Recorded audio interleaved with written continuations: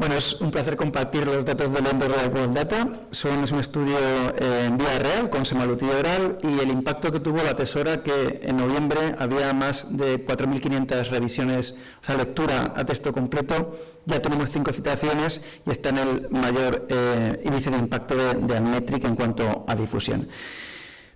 Simplemente por contextualizar, ahora mismo en el contexto del abordaje holístico de una persona con diabetes y obesidad queremos que pierdan peso de forma importante, pero además proteger los órganos diana.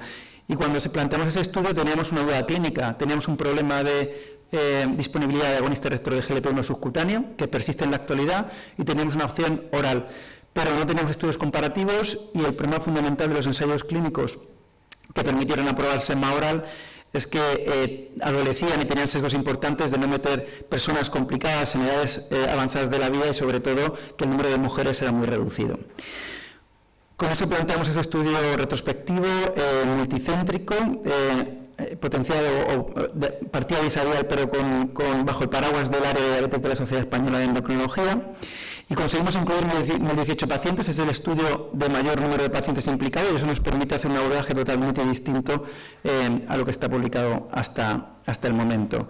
Ahí tenemos la distribución de centros, el más importante Alicante, casi la mitad eran mujeres, la mayoría eran ahí para agonistas receptores de GLP-1 y en cuanto a los resultados, en el seguimiento, el 18% de las personas dejaron el fármaco, fundamentalmente por problemas gastrointestinales, pero tuvimos un dato de traducción clínica directa, y era que en parte esto se debía a una falta de continuidad asistencial entre especializada hospitalaria y primaria.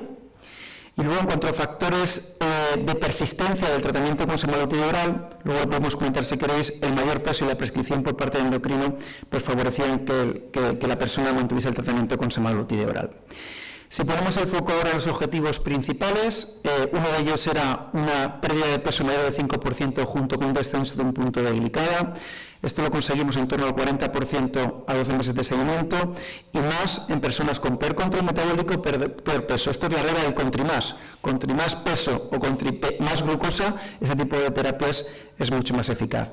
Y esto lo podemos ver de forma distinta por los distintos componentes de ese objetivo. Si hablamos de pérdida ponderal, fíjense un descenso hasta el 7% de mediana de peso a 12 meses y conseguimos que un tercio perdiese más del 10% de peso. Esto es fundamental en personas que están dentro del espectro metabólico renal y cardíaco.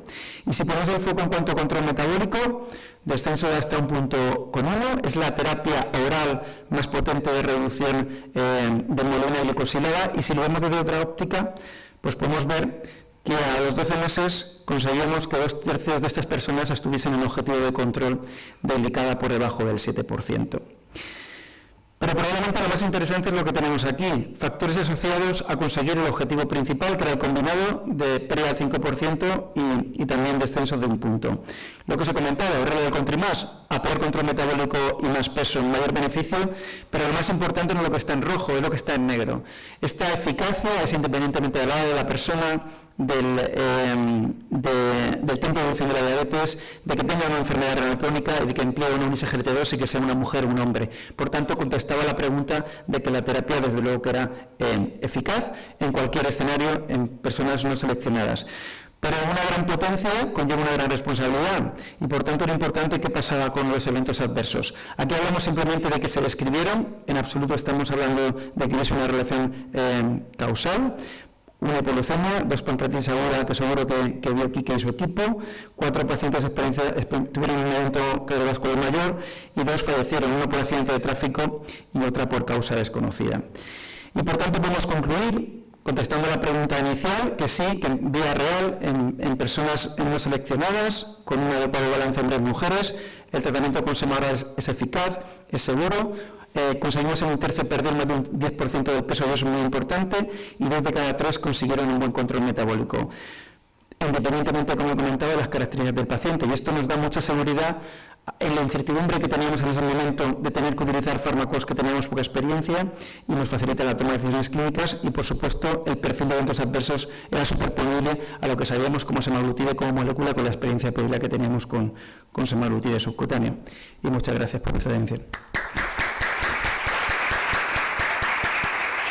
¿Alguna pregunta? Vale, pues solo una pregunta, porque se nos acaba el tiempo. Lo que habéis visto, ¿en qué se diferencia de lo que se ve en los ensayos clínicos? Que también eso es algo que creo que es de mucho interés. Nuestros resultados son comparables a semaglutida subcutánea en ensayos clínicos y a semaglutida oral en ensayos clínicos en población no seleccionada con mucha mayor comorbilidad, y eso nos da tranquilidad absoluta a la hora de utilizar el fármaco, y seguimos teniendo problema de disponibilidad de GLP-1 por todas las historias que podéis pensar de exceso de peso en otro tipo de patologías. Pero bueno, que nos garantiza que estamos haciendo las cosas de forma correcta. Bueno, muchas gracias, Óscar.